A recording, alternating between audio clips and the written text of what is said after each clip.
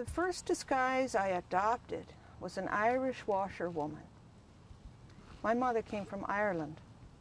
I grew up listening to her brogue, so I had mastered it. It was something familiar to me. I got an old quilt, and I got some old clothes, and I went across the Chickamauga River on the Peninsular Campaign, and I got lost in the swamps for about 3 days. I got very sick, and I finally found my way out of the swamps. And I found a house, an abandoned house that had some food, so I made some food.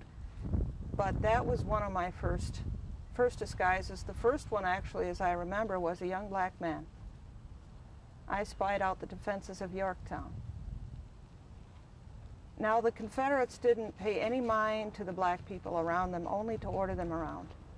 And being a young black man, I was assigned a job, and they didn't pay any attention to us other than that.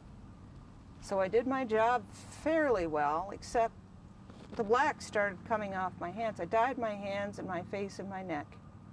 And I got a black wig from Washington, and I got these old clothes. And I spied that out, and then the black was coming off my hands, so I swapped my job with another kid, carrying water to the line officers. In fact, I got to see Robert E. Lee come into camp. That was my first one, the Irish washerwoman. The black lady, I had her. I also, towards the end of my service, became a young civilian in Louisville, Kentucky. I almost got recruited. They tried very hard to recruit me. Of course, that was around 1863. They were getting on the desperate side a bit. So I got recruited. They tried to recruit me, but spies are a very lonely lot. They have to be very careful. But spying also gave me time out of camp.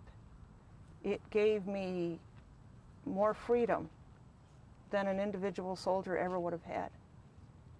I was gone for weeks at a time sometimes, and no one questioned that because I was always recorded as absent on duty. You can look at my muster roll, it will still reflect that, absent on duty.